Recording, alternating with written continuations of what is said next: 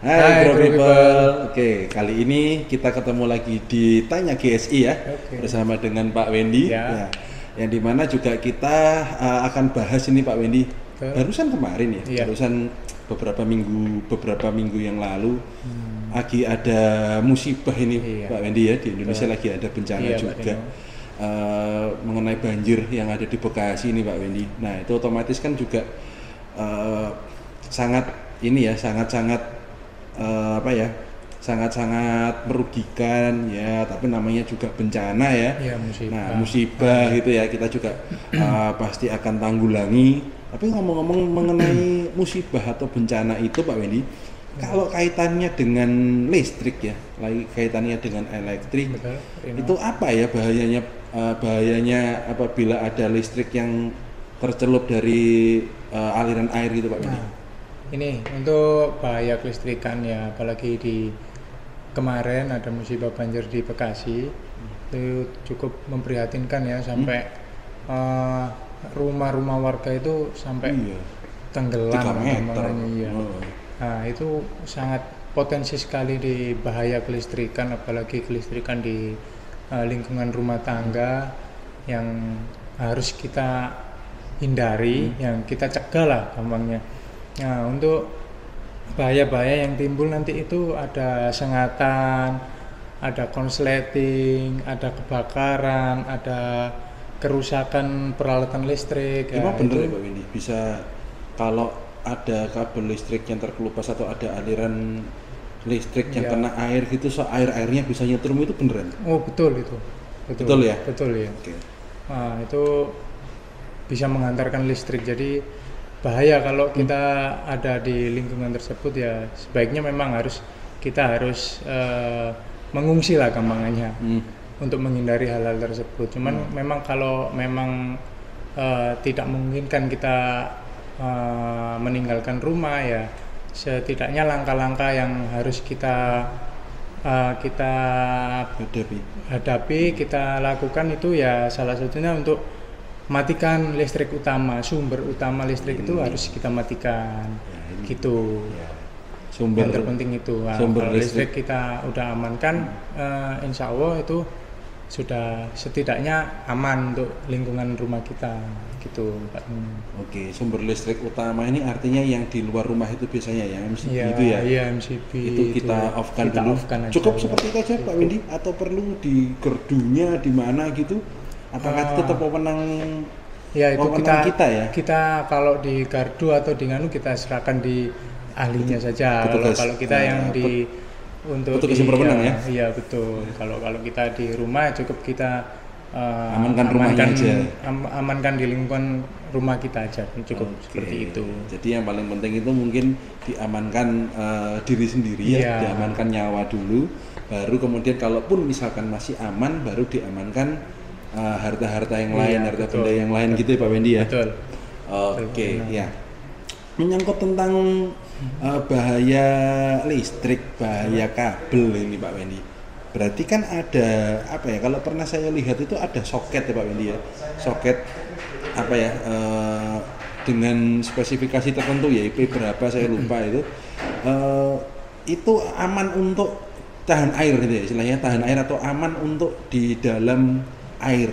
Apakah betul? Jadi kalaupun misalkan Pak di rumah saya kasih yang soket anti air itu, apakah bisa saya simpulkan dalam arti kata saya bebas dengan bahaya-bahaya kelistrikan seperti itu?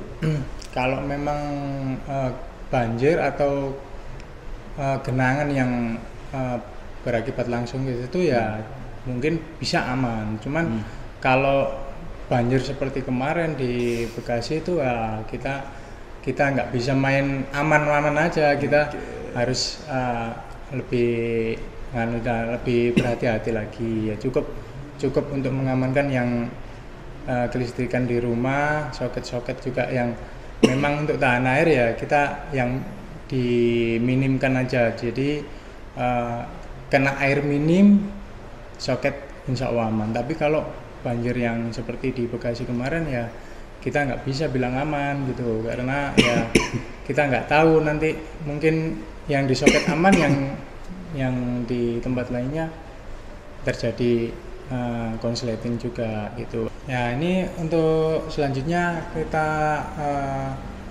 masalah banjir Bekasi ini untuk tanggap daruratnya ini tiernya itu berapa? Tiernya Ya. tiernya dari Oke. Pak Rino ini tanggapannya gimana?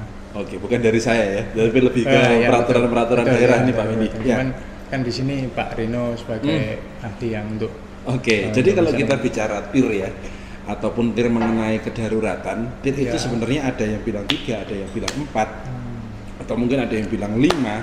Ini sih ya sah-sah aja gitu ya. Tapi kalau bisa saya garis bawahi, TIR yang pertama itu adalah TIR yang bisa kita lakukan sendiri Pak Wendy. betul.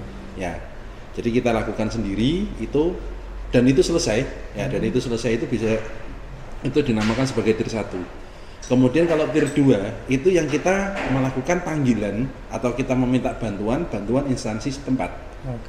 Dalam arti kata mungkin lingkup ke RT atau lingkup di satu kota itulah ya, di satu kota, di satu daerah itu ya. Nah, itu. Terus kemudian ada TIR 3 yang dimana TIR 3 itu yang dibantu oleh provinsi biasanya Pak Wendy. Ya, berarti levelnya sudah bencana, tapi bencananya itu levelnya ke provinsi. Ya. Lalu kemudian ada TIR 4. TIR 4 itu yang dimana penanganannya itu melibatkan pemerintah pusat.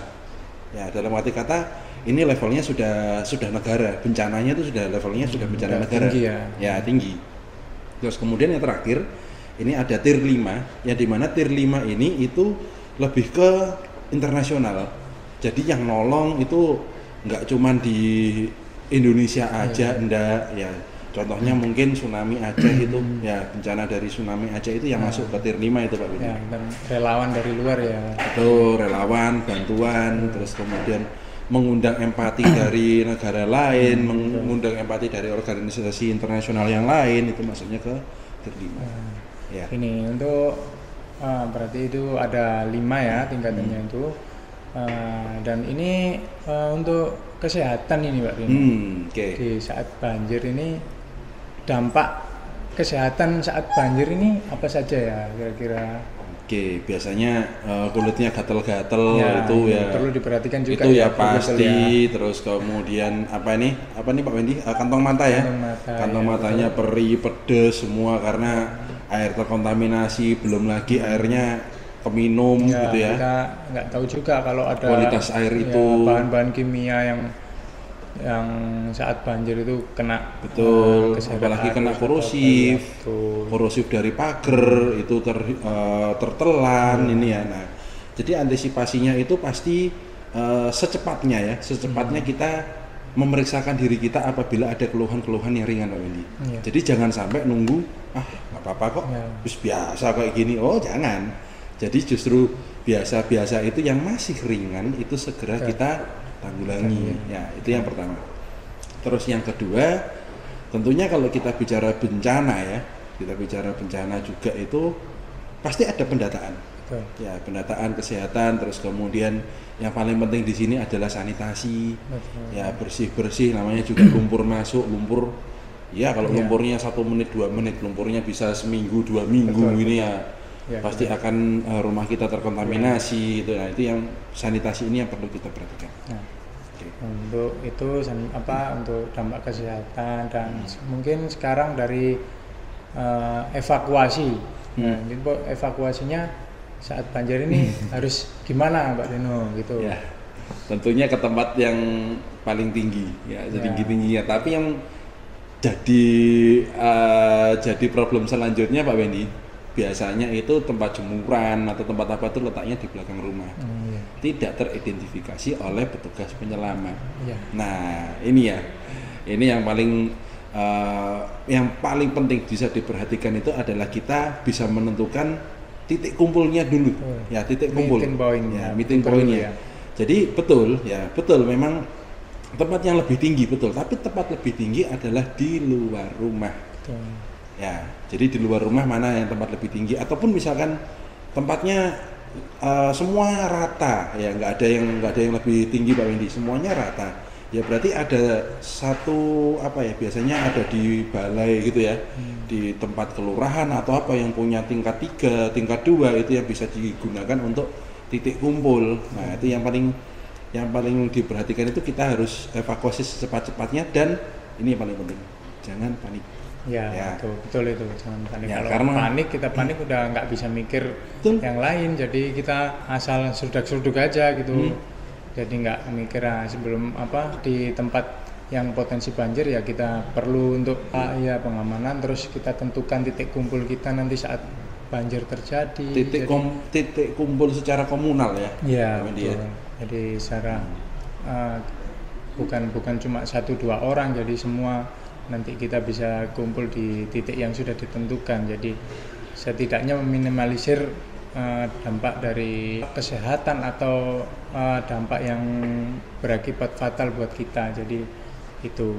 Terus untuk proses dari evakuasi, sekarang komunikasi yang harus kita lakukan saat banjir itu gimana, Pak? Komunikasi yang saat kita lakukan saat banjir, pakai HP-nya kerendam, malah asetnya nggak aman gitu ya Pak Edi ya. Jadi tetap kita ke titik kumpul secara komunal, di mana di situ kita ikuti prosedur prosedur oleh pihak-pihak yang bertanggung jawab ataupun pihak-pihak yang mengkoordinir kita nantinya. Ya sudah, kita serahkan aja. Dalam arti kata kita cuma memberikan informasi apakah anggota keluarga kita lengkap, atau mungkin anggota keluarga kita ada yang cedera. Nah, hanya kita sebatas untuk menginformasikan seperti itu. Betul. Ya, jadi jangan tinggalkan jangan bawa barang-barang sebanyak-banyaknya Pak Wendy ya, secukupnya gitu ya, yang diperlukan secukupnya. Kayak mungkin contohnya ada barang-barang yang lain, dispenser itu jangan, nggak usah dibawa gitu ya. Nah, ini kaitannya juga dengan ada beberapa sekarang kan dispenser itu kan ada baterainya ya Pak Wendy. Itu kena air, aman nggak sih Pak Wendy? Dimana baterai itu kan sebenarnya baterai cadangan ya. Nah, aman nggak sih itu? Ya sebenarnya sih ya itu tadi, tergantung untuk kondisi banjirnya yang terjadi. Kalau mungkin banjir hanya ngerendam cover atau casing dari dispenser atau yang lainnya sih aman-aman saja. Tapi kalau sampai masuk ya kita nggak berani menyimpulkan itu aman, karena sedikit banyaknya ya ada aliran listrik di situ. Jadi ada potensi untuk konsleting, ada bahaya sentuhan langsung juga gitu. Berarti kalau ada dispenser ataupun ada kasarnya ada mobil listrik gitu, berarti segera kita tinggalkan aja ya? Iya, kita tinggalkan aja. Kita kalau sayang sama produknya ya nanti serahkan yang ahli aja, yang di mobil listrik spesialis aja di servis sama tim ahlinya yang mobil listrik. Kan ada tuh service centernya, jadi kita bawa ke sana aja gitu. Mungkin ada garansinya juga gitu. Itu Pak Rino. Oke. Jadi di sini kalau bisa saya simpulkan, kalau ada keadaan banjir gitu ya, ada keadaan banjir itu segera kita amankan diri, terus kemudian kita amankan dari aset-aset sebisanya, dan kita aman dari lingkungan, terutama juga kalau kita bicara ke kelistrikan di sini, kita matikan dulu ya tadi Pak Wendy, matikan dari sumber utama. Dan kita tahu dari prosedur-prosedur komunikasi apabila terjadi keadaan tanggap darurat dan titik kumpul kumpul secara komunal itu yang harus bisa kita tanggulangi ya sebelum hal-hal yang lebih buruk lagi bisa terjadi. Oke, group people, jangan lupa untuk like, comment, dan subscribe dari sosial media kita yang ada di bawah ini. Dan nantikan video kita berikutnya. Oke, kita tutup Pak Wendy ya. Terima kasih. Oke, salam GSI.